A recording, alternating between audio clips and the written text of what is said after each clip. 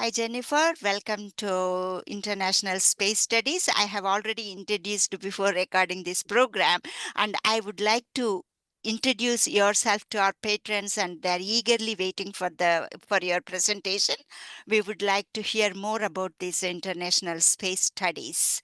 Welcome to our program in Clinton Township Public Library. At the end of the presentation, I would like to let our patrons know at the end of the presentation, Jennifer will answer all your questions. If you have any, please use our chat or Q&A feature, and I will read out those questions to her and she will answer your questions. Welcome, Jennifer. Thank you so much. I am so excited to be with you today, in part because I am a Michigan native. I grew up in Monroe County, so a few counties south of you. Spent most of the first part of my life in Michigan, and went to the University of Michigan for my undergraduate studies. Moved here in 2000 to pursue my master's degree in American Studies, and that's the time I started working at the National Air and Space Museum. Summer of 2002, I started here, and I've been here ever since. Worked on my PhD while here in town, but always love coming back home to see what's changed. So much has changed in the years since I've been there. I recently visited your area. I was at Selfridge not that long ago, back in the fall, to give a talk, and so it's always a wonderful opportunity to get to talk about what I do now with people who live in my home state, which I'm really proud of. So thank you for joining me today to get a little look behind the scenes at the International Space Station. It's a very busy day. It has been a busy time for the International Space Station, and I will mention that in a little bit. But like I said, I like to think about home, and the way I think about home is maybe not the way you think about home, but I think about it in terms of what astronauts can see from space. So this photograph is from about 2 years ago, and you might recognize some of the major features here. This is a summertime photograph. This is from June. But I'd be a little surprised if you couldn't recognize your own location. I know the library is kind of at the bottom of the image, but Selfridge is kind of front and center in this image. So very relevant to where you are. When I was trying to find it on a map, it didn't take me too long to realize what highways at least were featured in this. And so this gives me a way as a historian, but also as a curator, to think about what it is astronauts do in space. And part of what they do is study the Earth. And that's one of the reasons we're in low Earth orbit. And that's the orbit that the space station is in. It's about 250 miles or so above us.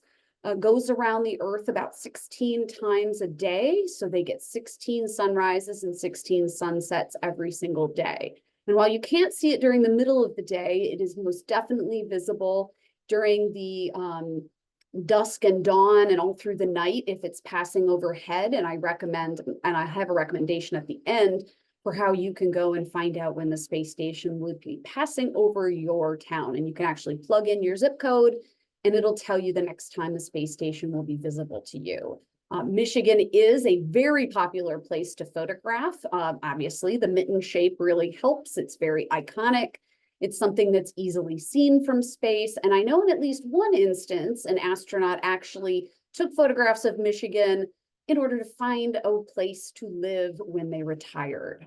Jerry Linenger was one of the astronauts during the 1990s who flew in space a number of times and decided this would be the best way to figure out where he and his wife might move to. And I think they moved to Traverse City, which is also not a surprise. So here's a nice overview of where you all are. But where did space stations come from? Space stations as an idea are actually quite old, relatively speaking, to the space program. They go back certainly into like the 1930s with the early imagining of how we might spend time in space. And so the images you see on the left are kind of some of those early ideas about how it might look to be in space. What would a place look like that we would go to in Earth orbit and stay for long periods of time? And most of those looked kind of like a donut or some kind of circular shape. And so one of the first versions was this inflatable concept in the upper left. that could be very easily put into space, presumably, and the astronauts could live on the inside. This one was actually fairly small. It would have only housed about 2 people. So you can think about that relative to what we think of when we get to the actual space station. More into the 1960s, when we're actually flying to space as a sort of regular thing, you get the ideas from people like Arthur C. Clarke and Chesley Bonestell and Werner von Braun, really trying to come up with real potential space stations. And still, they're often round. You might recognize the one in the lower left. That was the one in the movie 2001: A Space Odyssey, which was imagined by Chesley Bonestell, in this case, Robert McCall. And so these two artists are really fundamental to how we think about what the space experience might be like. They're the primary artists behind the 1950s, 1960s kind of space art concepts. So you've got concepts, but what is it going to look like when you actually do it? And on the right are real space stations that actually have existed. So in the 1970s, just after the end of the Apollo program, the last hardware that was available for that was utilized to create the first United States space station called Skylab, where 3 crews of 3 astronauts each lived for up to about 80 days, living in a pretty difficult experience. Unfortunately, Skylab experienced a bit of a malfunction during its launch, and so you can see in this picture that it looks a little uneven. There's a missing solar panel array that would have existed on the left-hand side. And some of its protection from space debris and radiation were also missing when it got to space. And so astronauts kind of had to do some quick thinking and really have a plan basically for how they could even make the space station livable. But Skylab did not last. The hope was that the space shuttle would be available in time to keep Skylab in orbit, but that didn't really work out. So Skylab was deorbited in 1978. But at the same time, the rivals of the US space program, the Soviet Union, were launching their own programs. And underneath the image of Skylab, you can see one of their stations. There's a much more of a mixed military and civilian program, but far more military than the US program ever was. And so we have a series of these Salyut space stations that are visited by Soyuz spacecraft. And the Soyuz spacecraft is still in use today. And Soyuz is what was used to visit the Mir space station. And that's what's in the upper right-hand corner. You may recall that the Mir space station was around in the late 80s and through the 90s. As a place that was actually a location for the space shuttle to even go to. So by the mid-90s, there was a plan in place to move towards an international program, an international space station. But Mir was used not only by the Soviet Union and then the Russians for space work, it kind of became a test case for how we would assemble an international space station. And in the bottom right corner is one that we don't actually have a really good photograph of. This is just an artist rendering of the Chinese space station that is still in orbit, that flies around as well, but it is not permanently inhabited. And so that's a major difference between most of these space stations and what we have today with the International Space Station. Is there has been some person, not one person, but a person has been on board the International Space Station since it started its project in 2000. So November of 2000, we get the first crew to stay aboard the space station. And those crews have now rotated through over 70 different rotations in the last almost 25 years.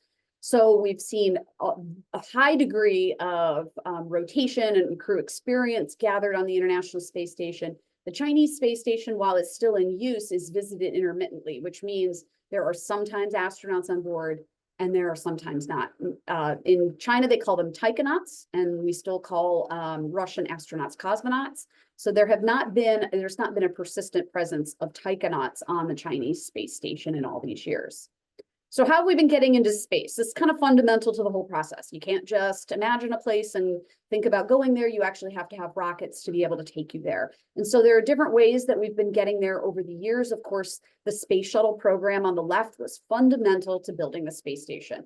It was sort of our nation's version of a space truck that could haul things into space. Sometimes it would even bring them back, but it needed to be available to basically take all that really big equipment into space and then be available as kind of like, you could think of it sort of like a work truck, where it would then have compartments in it that you could store tools and be able to do the assembly work while the space shuttle was in orbit. And so that's a really key piece of the story. And almost all of the major assembly happens for the space station by the end of the space shuttle program in 2011. But we've also been getting into space using Russian Soyuz rockets. Those are still in use. We still have NASA astronauts traveling on board those, leaving from Russia and landing back on Russian soil. That's been happening fairly regularly, and it's essentially the same rocket that they've been using since the late 60s. So you've got this rocket and you've got a spacecraft, and basically it's a very similar thing throughout this entire history. They've been upgraded and updated, but not fundamentally changed in their shape or their operation, which is really unusual considering what we have in the US program, which is, of course, we have a changeover from the space shuttle to basically in the last 2 years, only having one US launch vehicle to get us there. And that's been the SpaceX Falcon 9 that's been in operation since 2020, at least in terms of carrying actual people there. It's been carrying cargo much longer. It does have a capacity to launch a vehicle and just carry supplies. The Russians do the same thing. In fact, the Japanese and the Europeans have done similar things, and we can launch other spacecraft with supplies even from a location.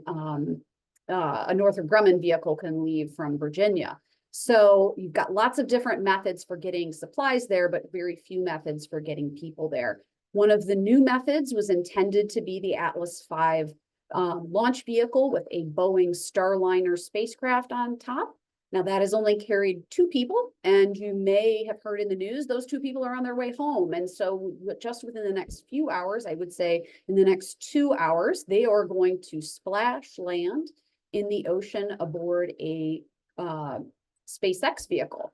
So that's been a big story for the last year or so. Sonny Williams and Butch Wilmore have been on the station because their Starliner spacecraft could not bring them home. It had some technical malfunctions that meant that they brought the spacecraft home, but the people stayed behind. And I would really argue against the idea of calling them stranded. They always had a ride home. There's always a way for astronauts to come home from the space station. So those astronauts have not been stranded. They became a regular part of the crew that's on board the space station. And this is the space station as it existed in 2011. There have been some minor updates, some things that you would recognize or at least notice if you see a new version of the space station, which I'll show in a second. But this is basically how it appeared when the space shuttle last left it in April of 2011. And so what you have is in the middle, this very long horizontal truss. So think of it like a support truss of a very large building. It's the backbone of the space station, and all of the equipment has to come off of that. You've got the solar arrays, which are the big gold and blue colored things that are on the sides. You've got 8 different sections of these. You also have what are called radiators, and these are the white panels that go off the other direction. So these kind of move in sort of a flat direction out from the truss. You need radiators essentially for a similar reason that we have radiators on Earth. You have heat that is generated by all of the computer systems on the International Space Station. You have to get rid of that heat. You don't want all that heat. Now, we want to keep that heat, especially in a cold winter, so it stays inside our house. In this case, you want to get rid of that heat so it's radiated into space. And then all the other pieces of equipment that you see, including a Canadarm, so almost dead center in the image, just to the top of that, just above that, you'll see an upside down V-shaped item that is Canadarm 2. Each of the space shuttles had their own Canadarm, and then the space station has Canadarm 2, which is operated from inside the station. But you can also see modules. Mostly what you can see facing us, this portion is mostly some of the Russian equipment. And down in there somewhere, there's some of the European and Japanese modules, and we'll see a little bit more of that in a moment. But this gives you a general sense of how big it is. If you were to land this on Earth, you could land it in the middle of Ford Field in downtown Detroit, and it would just fit. We like to say that it fits on the on a soccer field or on a football field, and that is generally true. So that measurement would include the solar arrays and all of that. The actual space that the astronauts can live, though, is quite a bit smaller. So it's really contained in that central section. And it's the same volume of a very large house. And so if you can imagine being stuck inside a 5-bedroom house, which I know is hard to imagine sometimes, that's a pretty big house. But you'd be stuck inside that somewhat permanently. You'd be not able to go outside for up to 6 or 9 months at a time. So that could be a real challenge when you've got different people from different countries in that space. And so there are certain things that are done basically to allow astronauts to have a little bit of distance from their fellow astronauts. So I mentioned the space station looks a little different today. This is a fairly new image just captured last year from another satellite that's in space. And so you can see it actually pretty close to what it looks like today. Some of the things that have been updated are there was a new docking module attached to the Russian side of the station. And now in this case, we're sort of seeing the reverse view of what I just showed. So the Russian modules are going up and to the left, and the US and European modules are coming up towards the bottom right of the image. What's been added are additional solar panels. So if you look at each of those solar panels where they attach to the truss, you'll see some new ones kind of sticking out in front of the old ones. Really, the station needed quite a bit more power to be able to have more than 6 people on board. And so over the course of the last 5 years, these new solar panels, which roll out sort of like a carpet roll, you just kind of attach them at one end and then they roll out. That gathers enough electricity to allow more astronauts to stay on board for longer periods of time. They need that for things like their carbon dioxide removal systems, their water recycling systems, and all of the other electrical needs that they have with all of those people on board. So it's got a little bit different shape, not dramatically so though. And here you can see a diagram that gives a little bit better sense of exactly that image that I just showed. So you can see that truss are those sort of orangey brown segments through the middle. You've got the solar arrays that are blue, these kind of pink versions of the rollout solar arrays. And then you've got all of the living modules. And so when you look at the gray modules, that's really, and there's actually a couple that are sort of a beige color, but you can see the actual living space. Most of these are no larger than about 15 feet long and 15 feet wide. They're usually, actually, let me correct myself, they're no longer than 60 feet long or 15 feet wide.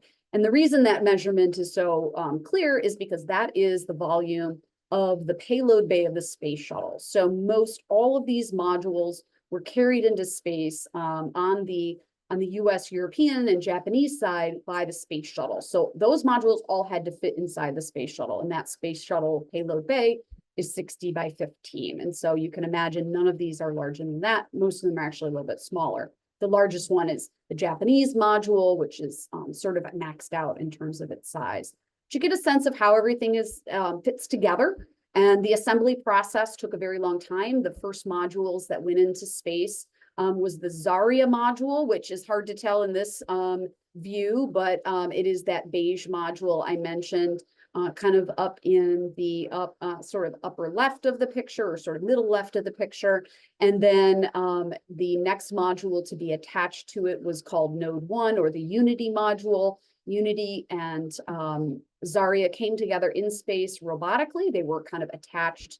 Then astronauts could actually begin staying on board. So from 1998 to 2000, there was nobody aboard. They went through a lot of modifications, expanding the station, adding solar panels. And in November of 2000, the first crew arrived, and that was a crew of 2 Russians and 1 American. So one of the places that's really become pretty iconic on the space station is a location added in 2010, which is called the cupola. And this is our primary viewing platform for Earth. Now, there are about 30 windows on the International Space Station, but these 7, excuse me, is it 7? Yes, 7 windows, 1 round and 6 hexagonal windows are really iconic in terms of our giving human access to viewing Earth. Now, I can't do it on here because it turns out it's really complicated to do it on a Zoom lesson or a Zoom chat, but I would recommend, and I'll give you the website at the end of this presentation, I really recommend going to Google Street View, which I know sounds strange, but yes, you can use Google to actually fly around inside the International Space Station. And so when you start your tour, you start here in the cupola, which everyone loves to go and visit. It's a wonderful space. It's very bright. It actually has window shades that they close because it does get so bright. But it's become a space for astronauts not only to sort of sit and just contemplate all of the beauty around them, but also to carry out projects. And they can also from here look to see what's going on outside the station. And so they can monitor the arrival of new spacecraft, ones with supplies or ones with new crew. They can view various things, activities going on like spacewalks, and then also use it just sort of as a gathering place. So there are lots of photographs in here of people like Chris Hadfield, the Canadian astronaut, and others who really have used this space to sort of for more mental well-being than anything, which is kind of an interesting idea to have a place where you could do that in space. It's not all about work.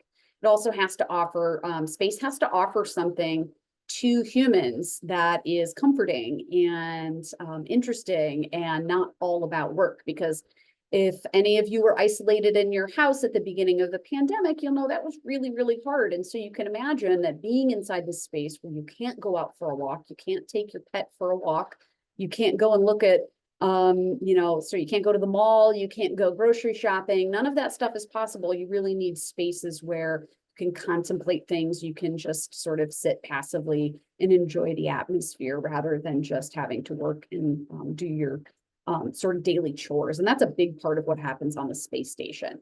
So it's not just about science, but science and engineering are a part of that. Living on the space station is just about living. We have to have the things in space inside a spacecraft that exist on Earth. That means you have to have water. You either have to make it or you have to bring it with you. You have to have air to breathe, which again, you need to bring with you or you need to create it. You need to be able to get rid of waste. So astronauts, for example, this is Frank Rubio, who has the US record for most days spent in space by an American. Those clothes he's wearing are clothes that he would wear for 3 days. And since there is no laundry machine on the space station, they go into the trash, and that trash is eventually gotten rid of and burns up in the atmosphere. So that's a big challenge going forward, is how can we supply astronauts with something as simple as clothing if they're going to go and live on the moon or Mars? Those are much longer journeys, and we need to be able to store enough things for them. And so clothes are actually really important to consider when staying in space for a long time, which is why the astronauts coming home today had a little bit of a challenge. The astronauts, Butch Wilmore and Sonny Williams, only took 2 weeks of clothes with them.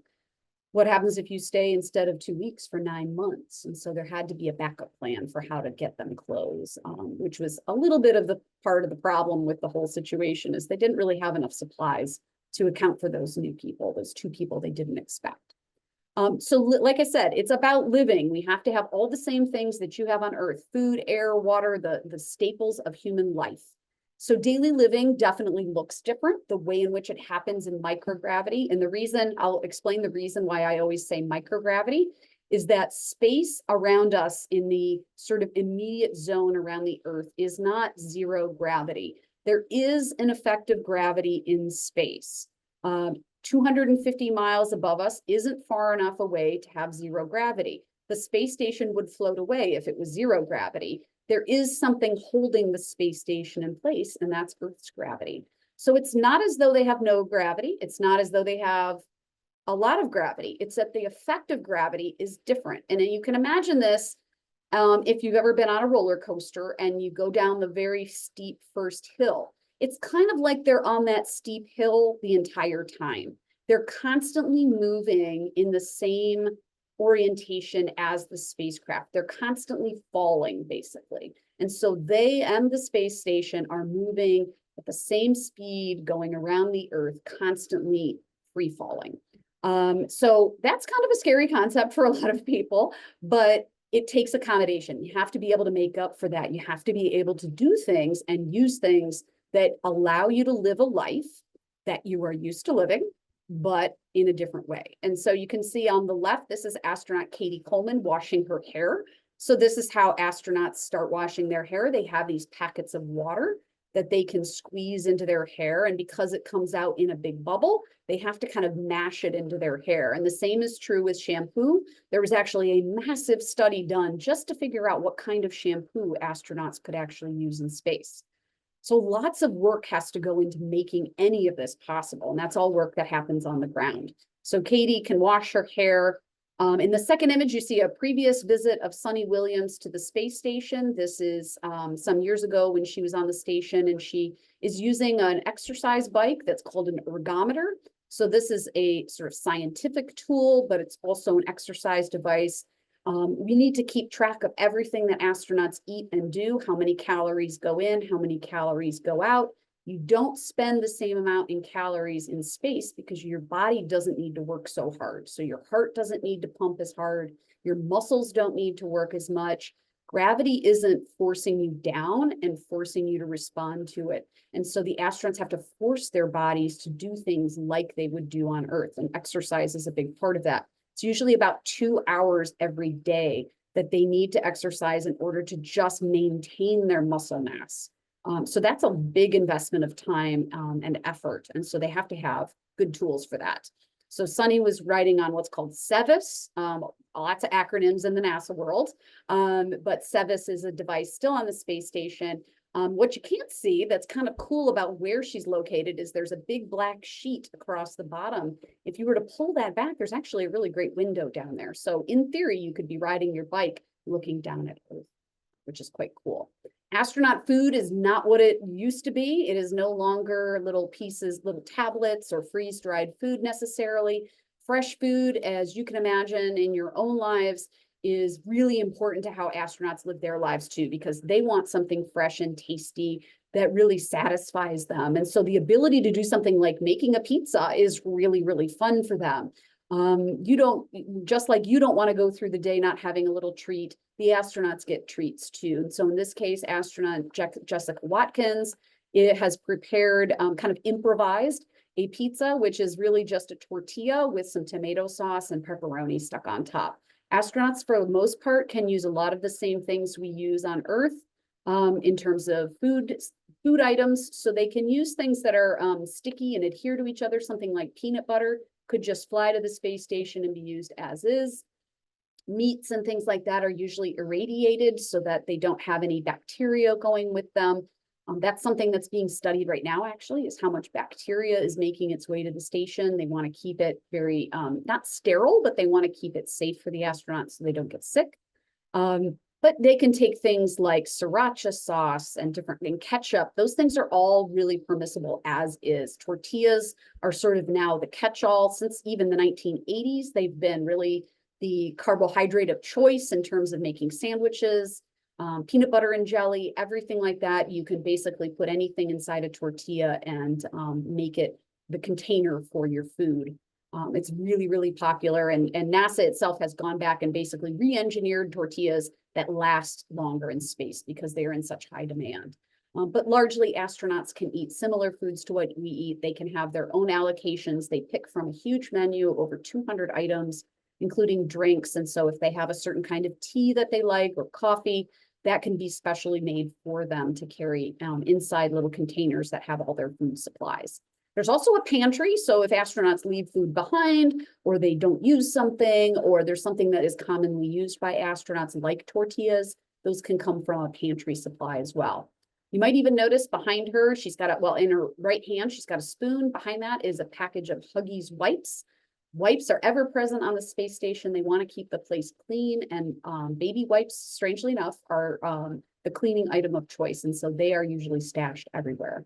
The other part of an astronaut's day that's really important is sleep. They don't work constantly. In their waking hours, they spend about half of their time on science experiments and half of their time doing other kinds of maintenance work on the station. That includes eating and doing their exercise and things like that. So it's very much split in their waking hours, but they do have a regular 8 hours of sleep that they get. And they use things that look similar to these. This is an earlier version of how astronauts slept on the station in the very earliest days. It's basically sort of a sleeping bag that then is attached to what we call a pallet. So you can imagine it just sort of like a hard backboard that then can be attached to the wall. Astronauts today actually use small sleep compartments. It's kind of the size of what we might have known from years past, a telephone booth. So it's about that same size. You can fly into it, and they are designated for individuals. So an individual astronaut could have their own special supplies of things, their own computer, their own books, their own specialty items from home that keep them entertained. Their computers can even hold their favorite movies and TV shows. If they want to watch something in their off hours, they can kind of use those computers to be able to do video chats. They do have they don't have streaming services like we have in our homes. They have them on hard drives, but they can make live video calls home. They have at least one a day that they can make. They have an internet phone that they can use at any time to be able to call loved ones or family members. And I can attest to that. My former boss was once called by an astronaut on the space station. He left a message, but eventually called her back as well so that she could talk to him, which is obviously a very unique experience. I mentioned half of their day is spent on science research. That's been true since at least 2012. There's a program called it's called CASIS, which is a really weird acronym, but basically it is the research organization responsible for organizing all of the science and work done on the space station. And so you can see some different experiments going on here on the left. That's an ultrasound machine being used to examine the eye. So astronauts can do these experiments on themselves. They draw their own blood. They take their own urine samples. All of these things are collected and brought back down to Earth. And the images from this ultrasound machine would help study some eye conditions that we've discovered astronauts get. Astronauts often wear glasses after they return from space as well, even if they didn't beforehand. And that's because we found out that space actually reshapes the eye. It has a strange effect on the optic nerve. And so astronauts' eye functions change when they come back.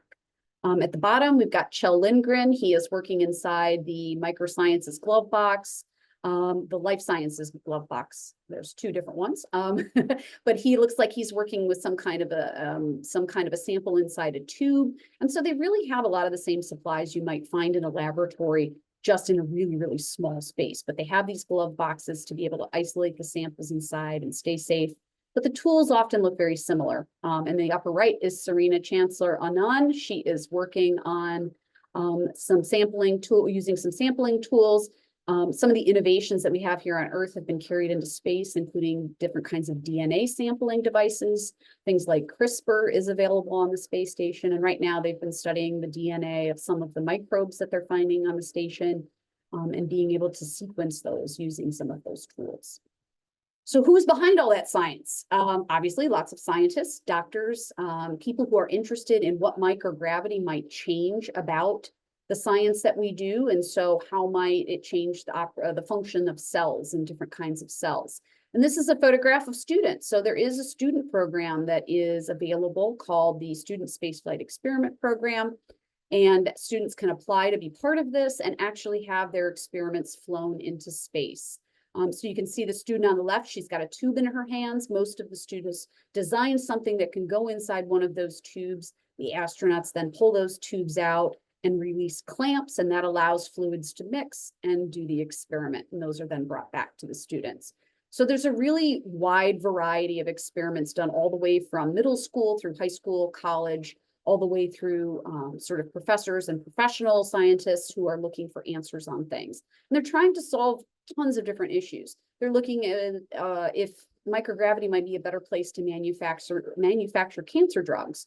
Or even create different kinds of tissues. And so one experiment going on right now is actually capable, it's a machine that is capable of using what's called bio ink that can actually be used to print tissue.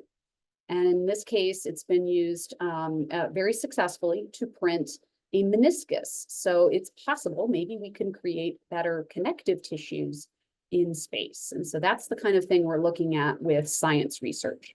There's also technology research, which is not a small thing. It's really important to figure out how we do things in space and how we can do them better. And so space is the best place to do those experiments.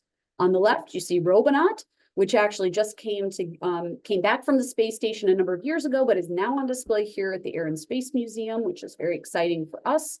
But Robonaut was a test case to see how we could use a human-like robot to do work for us. And what kind of work would it do? Well, unfortunately, Robonaut would have a very boring job of cleaning filters and pushing buttons and doing the kinds of tasks that humans don't like to do. So you could imagine Robonaut sort of like our robot helpers that are even on Earth today, like if you have a Roomba that cleans your floors. Robonaut, unfortunately, is a very expensive version of one of those that could have helped us do some of the more mundane tasks in space. In the center, you can see astronaut Drew Morgan is working with an experiment called Spheres. This was an early experiment, but one of many, to try and find out how objects move through space and how we might use that as an assistant. So you can imagine these like little floating assistants that could maybe go and fetch a tool for you, or if you needed something, it could go and activate an experiment while you're busy with something else. But basically, these little orbs kind of floated around. They were commanded to do various things and programmed then to function in certain ways and see how we might be able to use little personal helpers. And probably one of the most famous technology experiments on the space station is Veggie. And there are now 2 plant growth habitats on the station. This has really been a game changer for how we might do things longer term. It's the ability to grow, has the ability to grow plants on the station. It's been used very, very successfully since 2014. So this is a long-term project. There's now a second one called the Advanced Plant Habitat, and they can grow, they've grown things from flowers to different kinds of vegetables. They've grown leafy vegetables, and now they're starting to grow things that grow on vines. And so that could actually be a sustainable way to have food for astronauts going to other places. So you could grow things that you grow on, say, vines like tomatoes and peppers. Peppers have been grown successfully in space. But you can imagine anything in your own garden that you could grow on a vine could potentially be grown in space now. And so that's really where we're looking at how could this be useful to us going forward to living on the moon and Mars, which is really exciting. Also has the side benefit of being very therapeutic. Astronauts have attested to the fact that being able to interact with growing things like plants has given them a sense of calm. It allows them to focus on something and is really exciting for them to see happen. So who's doing all this work? Well, there's lots of people doing this work. Like I said, you could be a student designing an experiment, but there are all kinds of different people working on different aspects of the space program. And I'm only just talking about human space flight. There are lots of different ways in which people are contributing to space flight for robotic flights, for satellite operations, for new types of missions that are going out into, we've even got things going back to the moon these days, and that's just been in the recent news as well. On the left is Charlie Blackwell Thompson. She's the first female launch director at NASA. She was the one in charge of the Artemis 1 launch that happened a few years ago. And so you can see Artemis 1 kind of heading out on it with its launch tower out to the launch pad. Inside the Johnson Space Center, they have the Neutral Buoyancy Lab, which is this gigantic pool where astronauts actually train to do their spacewalks. Those employ people who are technicians, but also scuba divers. So there are always scuba divers in that pool who can be assistants to the process of learning spacewalking. And you've got even helicopter pilots becoming astronauts. So on the right is Jasmine Mogbelli. She is an Marine Corps helicopter pilot. She was born in Iran and she is an American citizen. She's flown to space fairly recently and did a spacewalk. And so we have such a huge difference in the way spaceflight looks from, say, the Apollo program to today. And that's really gives lots of people the opportunity and excitement about potentially filling those shoes in later versions. So what's happening today? Not literally today, we can talk about that as well. But the actual things going on the space station are really exciting. This is one of my favorite astronauts. His name is Don Pettit. He is a chemical engineer, but he is on the space station right now, and he will return home in April, potentially on his 70th birthday. So that makes him the oldest astronaut to spend this amount of time in space. John Glenn went back to space in his 70s. He stayed in space for a relatively short amount of time, longer than his first mission in 1962. But Don Pettit has now sort of set his own kind of a record, which is the longest period spent by someone in their 60s and almost 70 in space, which shows you that you can do anything at any age, I think. He's a very ingenious person. He has created a lot of new things while he has been in space, including a coffee cup. He designed a coffee cup. Since you can't pour liquids in space, there's surface tension, so everything sticks to itself. He designed a cup that actually, because of its shape, allows that liquid to be pushed out. He's very much a coffee drinker, and he wanted to be able to drink coffee out of a cup, and so he just created his own.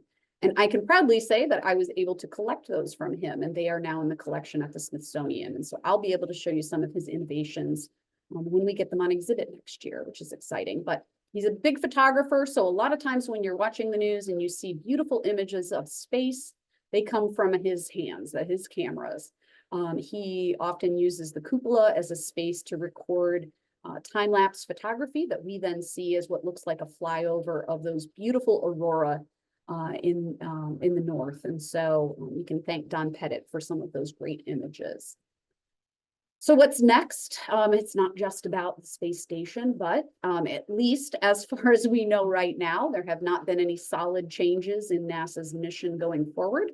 There's lots of rumors, but we really don't know where it's going. But as of right now, the plan is to build another space station. And this space station is not going to be in Earth orbit, but in lunar orbit. So we're going to send this equipment out to the orbit of the moon. It will stay there and be visited by the spacecraft that's on the left, which is called Orion. These will be the Artemis missions. This is intended to start around 2030. So astronauts will have a place that they can go and stay. And then a landing vehicle would leave from Gateway and land on the moon. So that's where we see the sort of next steps of the Artemis program happening. If that comes to pass, we'll see what, as NASA and many of us have come to learn in the past couple of months, things change with new administrations. That's always been true. So we'll see soon, hopefully, what exactly NASA's plans are for the next steps. And I mentioned a number of resources that are available to do more of this. If you want to go and look at the space station in the night sky, the easiest way to do that is to go to the website spotthestation.nasa.gov. There are also many apps that you can put on your phone. I have one called ISS Detector. The good thing about those is they often tell you not only where you can see the space station, but where you can see planets and other things that are flying overhead, which is quite cool. If you're out in a beautiful spot in the Upper Peninsula or anywhere sort of outside the Detroit metro area or any metro area, you can usually see some really cool things flying overhead, including Starlink constellations, different planets and different satellites that are out there. And once in a while, you can see even the Chinese space station flying over. So if you're interested in images and the way that astronauts photograph the Earth, all of that stuff lives at the Gateway to Astronaut Photography of Earth, which the website is here. You can even zoom in on a very specific location on the Earth and find an image. That's how I got the image that I showed at the beginning of the Detroit metro area. You can zoom in on any place that you're interested in and see how astronauts have taken photographs of that place. Astronauts take tens of thousands of images these days, and so you'll have to forgive them. They have not caught up to cataloging all of those images, but they're out there. If you want to see more images of astronauts working in space, the Flickr site, NASA to Explore, is a really great location for that, or NASA's main image and video library. You can search any number of different keywords and get some sense of what's going on up there. And it's updated regularly. Those last two especially, they usually have images from just the last few days.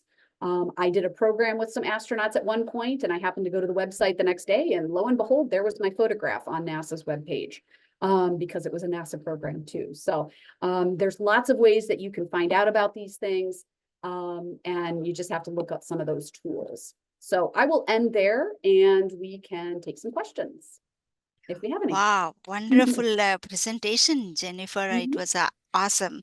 I don't have any words to say, and very interesting. Space is something different. I know. It is very I different know than what it's we very realize. different and it's very attractive too. And you can just keep looking at it. And It's true.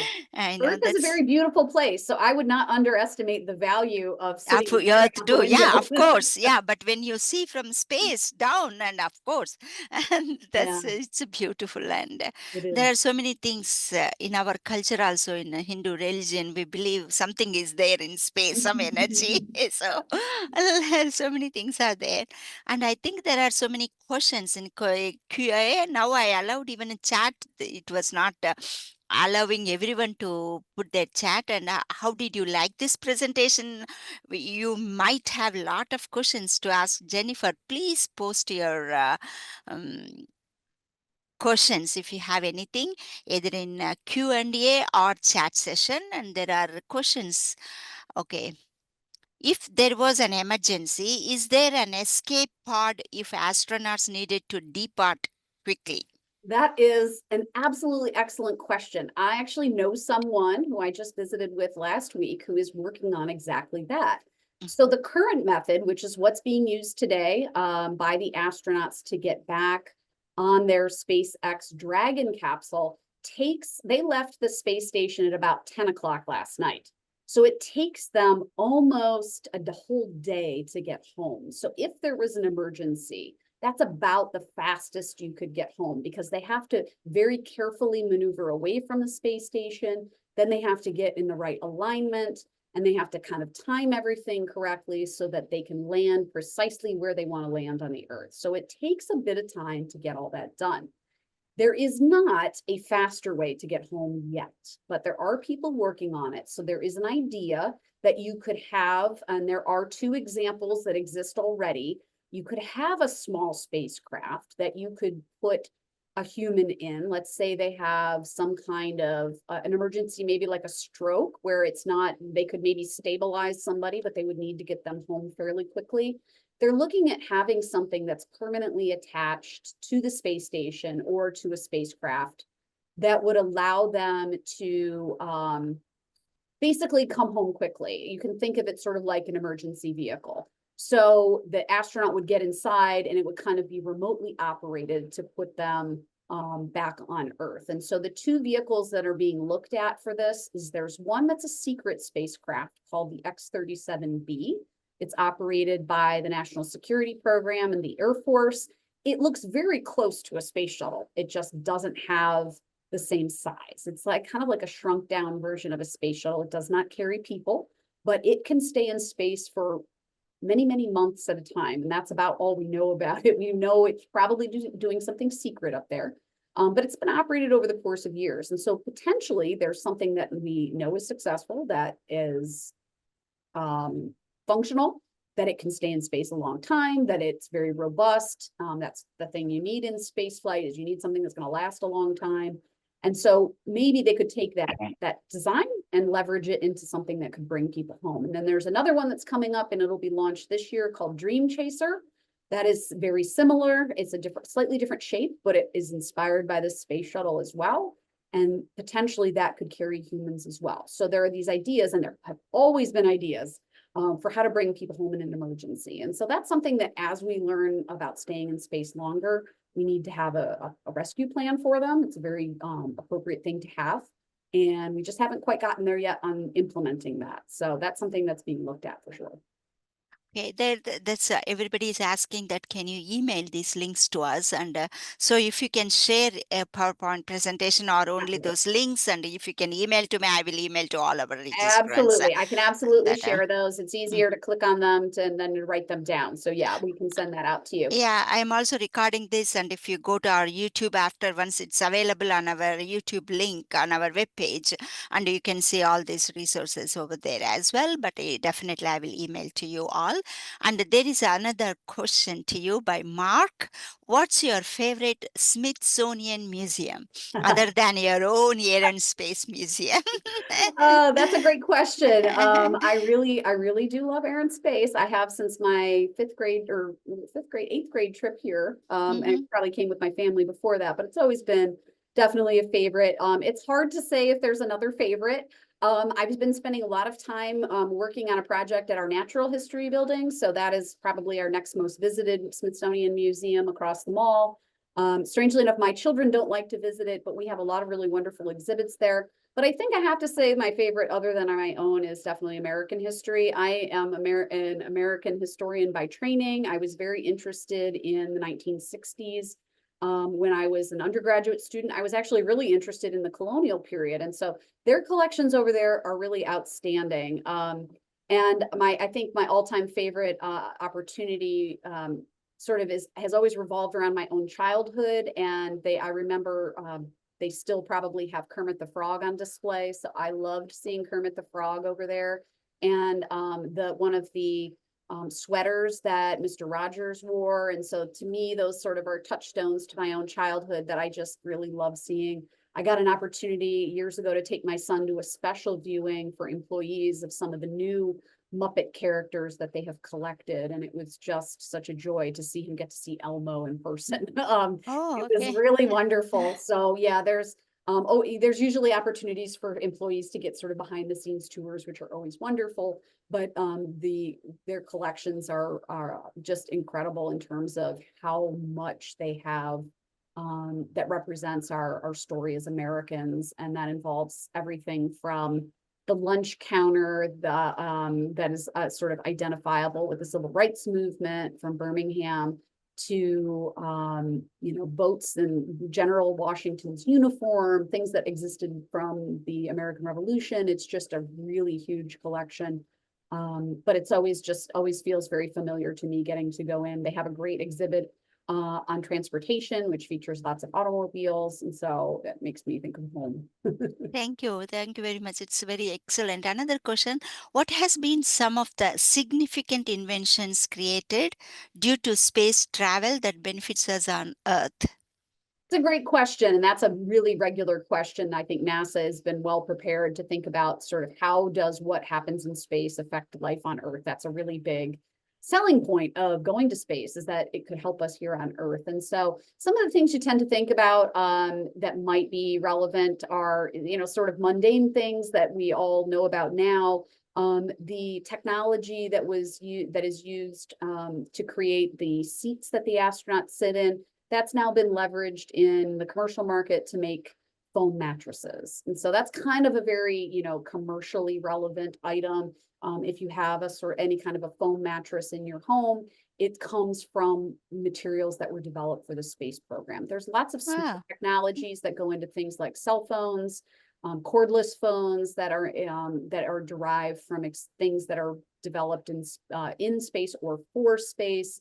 But a lot of those robots that I mentioned, those are things that all kind of are a two-way street. You could use it in an Earth application, or you could use it in a space application. So the things we learn on Earth are informing how we do things in space, and the ways in which things are done in space are potentially useful for here on Earth. It's hard to say with things like medical treatments if anything has really come to pass. And that's partly because science takes a really long time to come to a final answer about any of that. So it's kind of harder to say precisely what kinds of things have trickled down to Earth, but there are things present essentially in your everyday life. There are some great graphics on NASA's website that show you the things in your own home that come from developments for space. And so there is definitely a payoff to the work that they've done. Okay, very, very interesting and informative. Thank you very much, Jennifer. I appreciate for your time and effort you took so much to explain to our patrons, and all our patrons really enjoyed this afternoon, and you have a great afternoon, and I don't think there are any other questions. Everybody is just enjoyed, and they're giving their positive comments like a thank Wonderful. you, excellent, interesting presentation. And we would love to see you again with some other interesting topics. Maybe I'll connect with you later. Absolutely. I have lots of colleagues here who talk on things from space sciences and astronomy all the way to the Mars rovers. And so if it's not me, I'd be more than happy to suggest someone else come talk to your group, because it's a great way of getting out some of the messages that we develop here at the museum. And we can kind of spread the Smithsonian's value across the country as far as we can, because it really is a great resource for the nation. Of course, yeah, it is, and we have a lot of respect towards that. As I told you, mentioned here earlier, that was my first museum I visited when I landed in DC. First, when I came to this country, and also back home, I worked for the Indian Space Research Organization. I'm very proud to say that. You should It's be. a It's an awesome thing yeah, to do. So, yeah.